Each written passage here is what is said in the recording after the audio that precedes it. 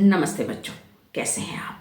बच्चों, आज की क्लास में हम औपचारिक पत्र लिखने का सबसे आसान और सटीक तरीका सीखेंगे।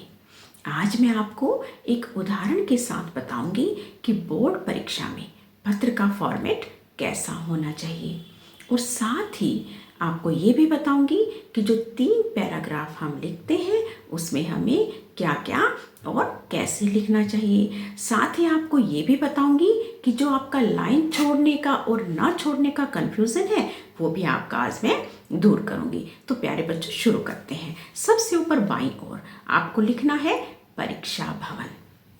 उसके ठीक नीचे आपको लिखना है क ख ग और शहर।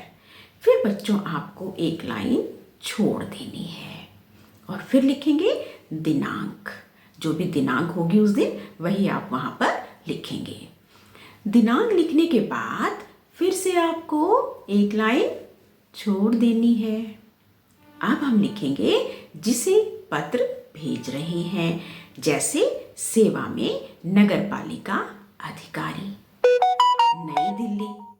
इसके ठीक नीचे अपना विषय लिखेंगे। बच्चों, विषय को बहुत छोटा रखना है, जैसे सड़कों की दुर्दशा के सुधार हेतु। ये अपना विषय हो जाएगा। अब विषय के बाद आपको फिर से एक लाइन छोड़ देनी है और फिर आपको लिखना है महोदय। बच्चों, अब शुरू होता है आपका जो पत्र है उसका महत्वपूर्ण हिस्सा। इस पत्र को हम 3 भागों में लिखते हैं, यानी 3 पैराग्राफ में पत्र को हम डिवाइड करते हैं। तो सबसे पहले पैरे में बच्चों हम देते हैं परिचय। कैसे देंगे? देखिए, जब हम लिख रहे हैं नगर पालिका अधिकारी को तो हम बताएंगे पहले पैरे में कि मैं शास्त्री नगर का निवासी हूँ और इस पत्र के माध्यम से आपका ध्यान हमारे क्षेत्र की खराब सड़कों की ओर आकर्षित करना चाहता हूँ।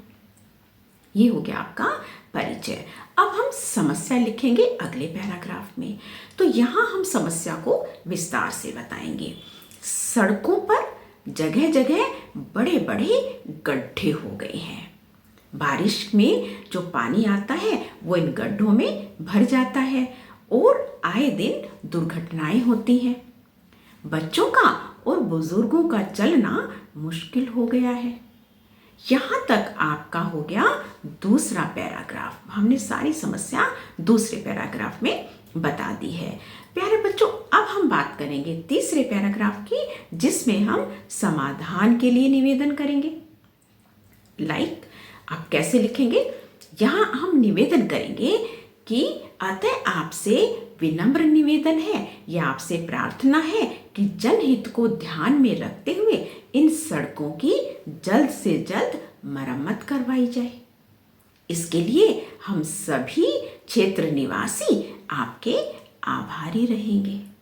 आप प्यारे बच्चों, अंत में आपको फिर से एक लाइन छोड़नी है और फिर लिखना है धन्यवाद।